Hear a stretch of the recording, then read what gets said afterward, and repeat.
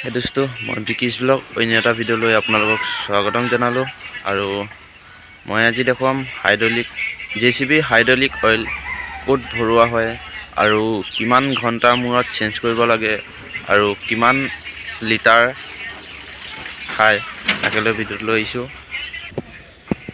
Hydraulic oil 120-10 litre ভিতৰত সোমায় আৰু হাইড্ৰলিক ঘণ্টা মূৰত চেঞ্জ কৰিব লাগে আৰু হাইড্ৰলিক অইল ইয়াত ভৰোৱা হয়। এইটো হাইড্ৰলিক অইলৰ গেছ হয়। ইয়াত মোৰ এতিয়া ফুল আছে।